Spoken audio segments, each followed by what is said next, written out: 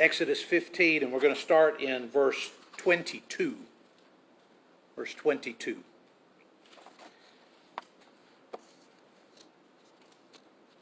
When you adopt a pet as a kid, what's the thing your mama asks you? Are you going to take care of it?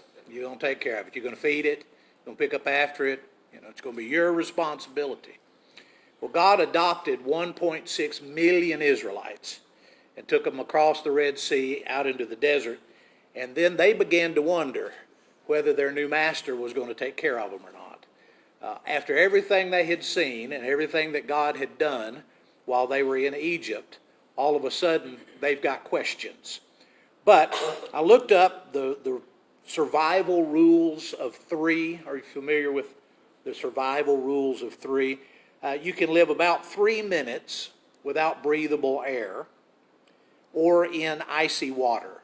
So think the people in the North Sea that were on the Titanic, once they hit the water, their life expectancy was about 3 minutes. It took God only a few minutes to destroy Pharaoh's army when he brought the sea in on top of them and they were drowned in the sea. Even the ones that were good at treading water didn't last very, very long. You can live about 3 hours in a freezing cold environment before you finally succumb to the cold and die from exposure. You can live about 3 days without water and about 3 weeks without food. Now, I know that you can live longer without food than 3 weeks, and you might be able to think of particular instances of that. The one that immediately comes to my mind, back in the 70s, and I don't remember exactly what time frame in the 70s, but there was a group of about 50 or 60 subversives. They were part of the other party in Iran, and they were put in prison.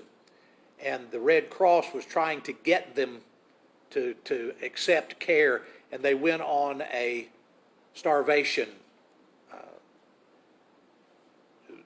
They were what's the word I'm looking for? They were wanting to say they didn't like it. Protest. They were in a protest by not eating, and they began to die at about 87 days, something like that.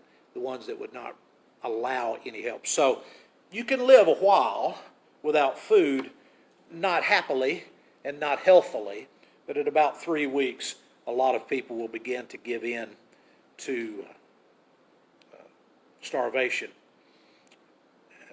So take a look at beginning in 15:22 and kind of keep those numbers in your mind. Moses led Israel from the Red Sea, and they went into the desert of Shur. For 3 days they traveled in the desert without finding water. How long can you survive without water? About that long, right? So they're beginning to feel not just that they're thirsty, but they're beginning to feel like maybe their lives are being threatened. They came to Marah. They could not drink its water because it was bitter. And in place of bitter, read unpotable. It was going to hurt them physically for them to drink it. Not just that it tasted bad, but that it was something that would hurt them. That's why they call the place Marah, because it's bitter water. So the people grumbled against Moses and said, "What are we supposed to drink?" Moses cried out to the Lord, and the Lord showed him a piece of wood. He threw it into the water, and the water became fit to drink. Now turn that passage over to a bunch of theologians and imagine how far they can run with that. What's the point of the passage? Is the point of the passage what kind of wood?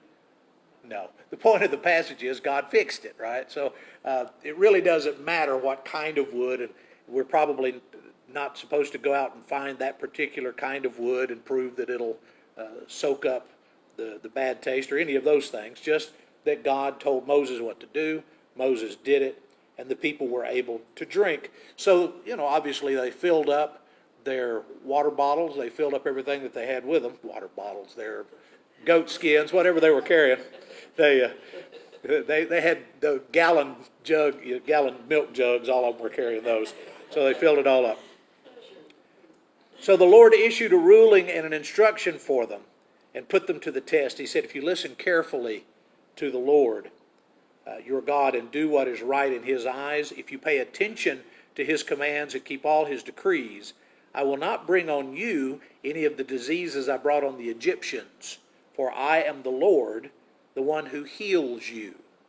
I am the Lord, the one who heals you. They came to Elim, where there were 12 springs and 70 palm trees, and they camped there near the water.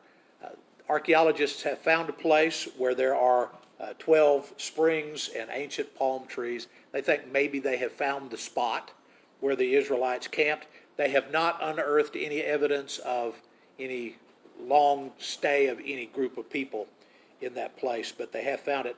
And of course, the immediate response, for me anyway, would be, okay, thank you very much, let's stay here. Right? We know what we've got here. We've got water. We're going to be fine if we just stay in this place. Maybe this could be the new area, our new spot on the planet. Verse 16, or chapter 16, verse 1, the whole Israelite community set out from Elim and came to the desert of Sin. Okay, so they stay there for a little bit. They are able to recover. They're able to get set up to make another journey, and God leads them away from there. Why? Elim is not the land of promise.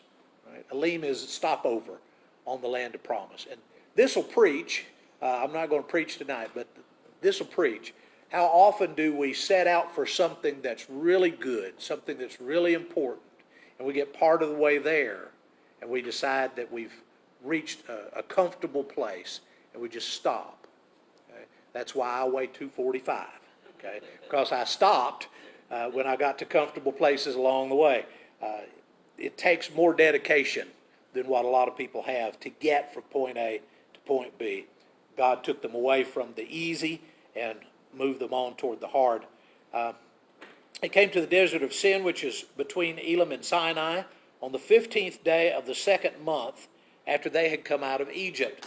Okay, they left on the 14th, 15th day of the first month. So how long have they been traveling?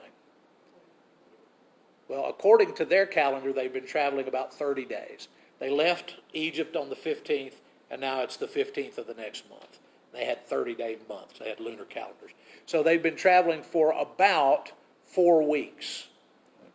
After 4 weeks, a little short of what we would call 4 weeks. So they've passed the 3-week mark as far as food is concerned. Guess what they start doing? They start grumbling. They say, well, we're starting to feel the hunger. Now, they took some flocks and herds with them when they left Egypt. They took some bread in the troughs with them. Didn't have the leavening agent in it, but they took some bread with them. It's been a month. Okay? So either they're going to go through all of their livestock and eat everything they brought with them, or something's going to have to change, and God is going to have to intervene. So the whole Israelite community grumbled against Moses and Aaron. The Israelites said to them, if only we had died by the Lord's hand in Egypt. There we sat around pots of meat and ate all the food we wanted. But you have brought us out into the desert to starve this entire assembly to death. Any little problem is going to get blown up. Are you familiar with the word hyperbole? The Israelites are really, really good at hyperbole. It's to make a point by overstating the point. So when we were in Egypt, we were sitting around pots of meat and we could eat everything we want. What else did you have while you were in Egypt? Slavery. So you were well fed. Why? Because they wanted you to work hard. They wanted you to go out the next day and do all of the work that they wanted you to do. So the Lord said to Moses, I will rain down bread from heaven for you. The people are to go out each day and gather enough for that day. In this way I will test them and see whether they will follow my instructions. On the 6th day they are to prepare what they bring in, and that is twice as much as they gather on other days. And basically the rules are every day you get enough for the people that are in the house. If you have too much and leave it overnight, it'll get worm-ridden, so you're not going to be able to store it up. But on the 6th day, you need to get as much as you need for 2 days so that you're not out gathering manna on the seventh day. Now remember, they have not established Sabbath yet. They don't do that till they get to Mount Sinai. But God is already changing their calendar. Remember, in Egypt, they had 3 sets of 10 in a 30-day calendar. There were no days off. There were no Sabbath rests in Egypt. They were just slaves. They worked every day. But now that they're out in the desert, God is beginning to give them these little tastes of what it means to be his people. So you work 6 days. On the 6th day, you get enough for the 7th day. If you don't, you're going to be hungry on the 7th day, because I'm not sending any manna on the 7th day. And if you take too much on Thursday, as we would call it, then by Friday morning it's going to be full of worms. So you're going to do things the way I tell you to do them so that you get the outcome that you want. So God's training them even before they get to Sinai, even before they get the law about Sabbath. He's training them as to how they ought to do their day-to-day gleaning of the manna. Now skip down to verse 9. Moses said to Aaron, "Say to the entire Israelite community, 'Come before the Lord, he has heard your grumbling.'" While Aaron was speaking to the whole Israelite community, they looked toward the desert, and there was the glory of the Lord appearing in the cloud. The Lord said to Moses, "I have heard the grumbling of the Israelites. Tell them, at twilight you will eat meat, and in the morning you will be filled with bread. Then you will know that I am the Lord your God." That evening quail came and covered the camp, and in the morning there was a layer of dew around the camp. When the dew was gone, thin flakes like frost on the ground appeared on the desert floor. When the Israelites saw it, they said to each other, "What is it?"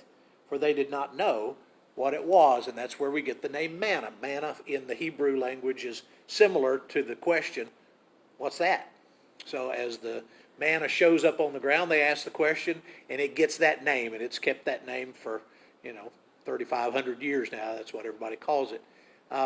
It sounds a lot like breakfast for the Israelites every morning was sugar frosted flakes. That's pretty much, it's little flakes, it's sweet to taste. They ate those things every morning for 40 years until they got to the borders of the Jordan River, to the borders of Canaan. They were eating this stuff every morning. Now, when he finally gets them to the land flowing with milk and honey, they get to have some of the milk and honey. But prior to that, it's just sugar frosted flakes every day. And they get tired of it. God takes care of them, but he doesn't take care of them the way they want to be taken care of. He even gives them quail in the evening so they'll have some meat to eat. But how long do you eat quail before you're tired of eating quail?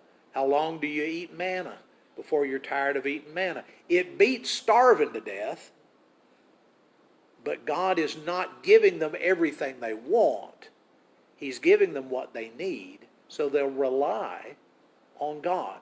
This isn't the only time they complain about their diet. It's not the only place where they go before God and chastise him or chastise Moses and Aaron for not giving them what they want. I think my favorite one is, they say, while we were in Egypt, we had plenty of watermelon and onions to eat. That seems to be what they really wanted while they were in the desert. They were yearning for some watermelon and onion. But, this one, they're gathered around the pot full of meat, happy as clams. Now they're out in the desert having to eat manna and quail every day. And they're satisfied, but they're not happy. And for 40 years, honestly, the Israelites never could seem to completely get happy. Right? Go over to John chapter 6. John chapter 6. And beginning in verse 30. Gospel of John, chapter 6, verse 30.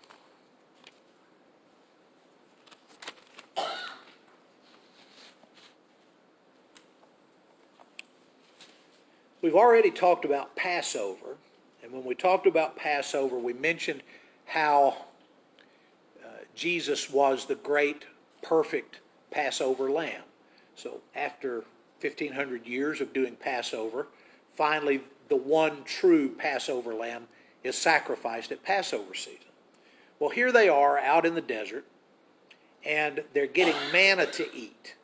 And for centuries after this, the ones who weren't in the desert will look back to the manna and count it as a big blessing. Right? The ones who were in the desert getting the manna, they complained a lot. But the people who had hindsight and saw how God eventually got them to the River Jordan, finally got them to the land of Canaan, those folks had a little bit more understanding of what the manna meant to the Israelite nation. So they held it as something good. Notice in John 6, this conversation that Jesus has, and it's kind of a four-part deal. And the farther Jesus gets into the theology, the farther Jesus gets into explaining who he is, the more narrow his audience gets. Right? So the more information goes out, the smaller the group is that wants to hear it.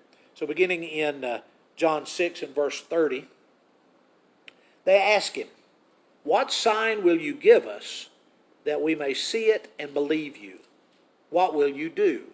Okay, this is asked immediately after Jesus fed 5,000 men with 5 loaves and 2 fish. Okay, so what you got to show us today? You know, you're only as good as your last miracle. So we followed you over here.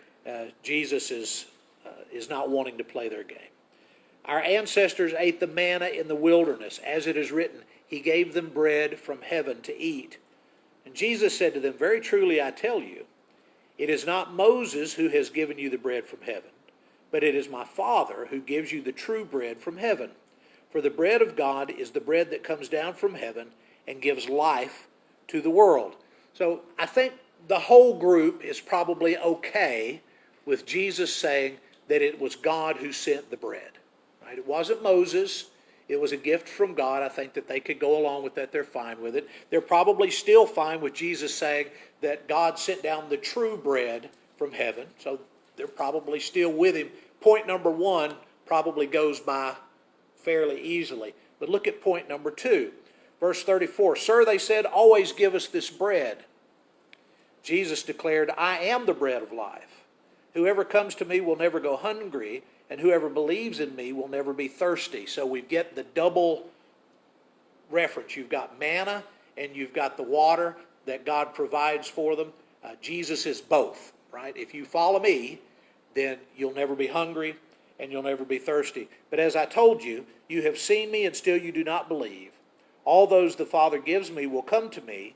Whoever comes to me, I will never drive away.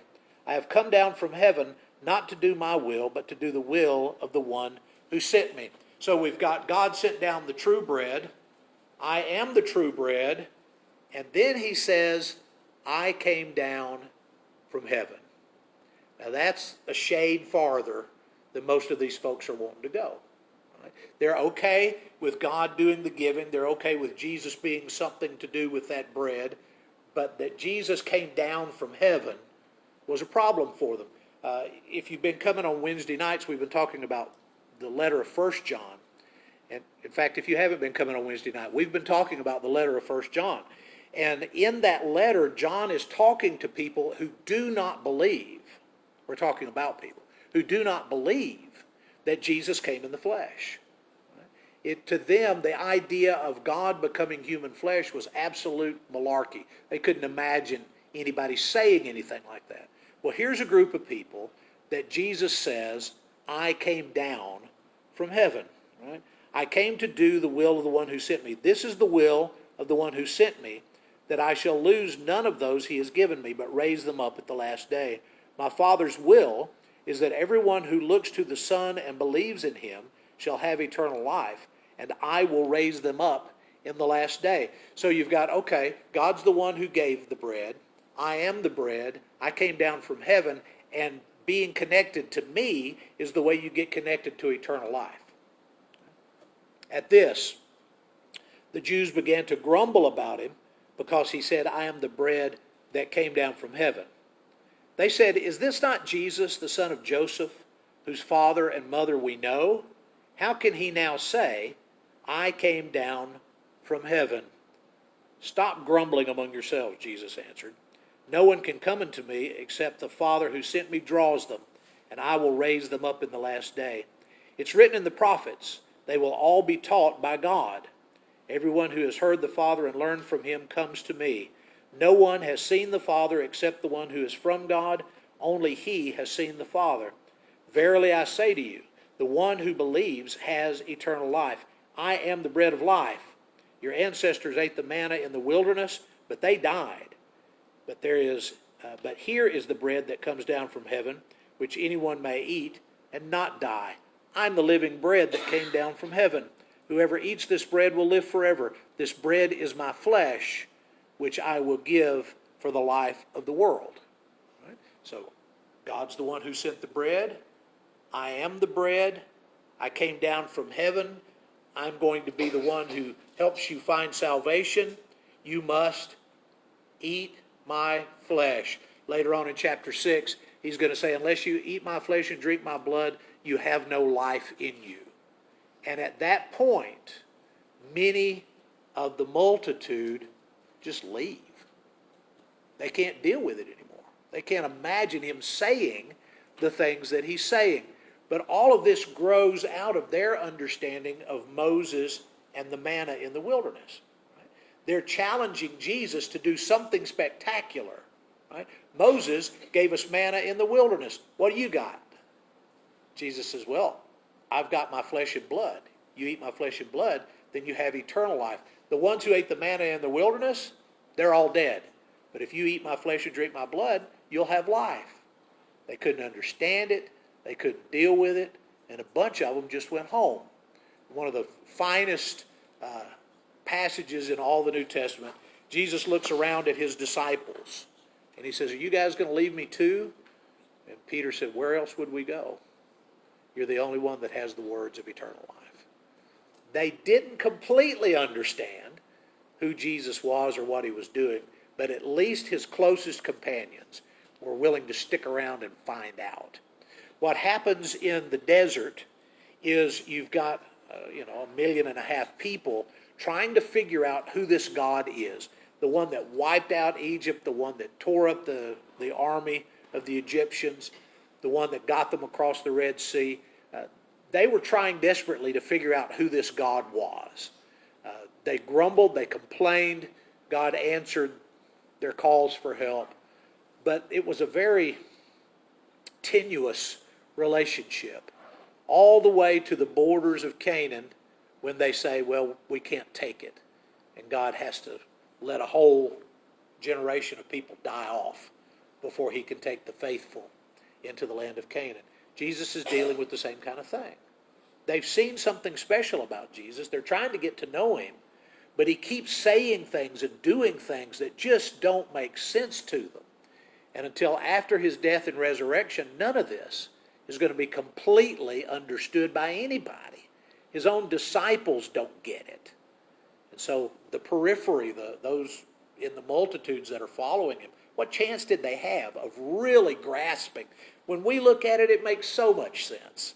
We've got 2,000 years of history and the whole New Testament to help us. We can look at it and we can say, oh, well, that's just like manna in the wilderness, and it all makes sense to us. Those people were hearing it for the first time. And when the man standing in front of you says, unless you eat my flesh and drink my blood, you have no life in you. See, all those people that ate the manna, they're dead. But if you eat my flesh and drink my blood, you have life. What would you have thought? How would you have responded? It was difficult for those first learners, those first disciples, to get a glimpse of what Jesus was trying to give them. So we will leave it right there. Lord willing, we will get to Mount Sinai and start talking about the law of Moses here in the next week or two. But if there's something we could do to help you this evening, we would love to do that as we sing.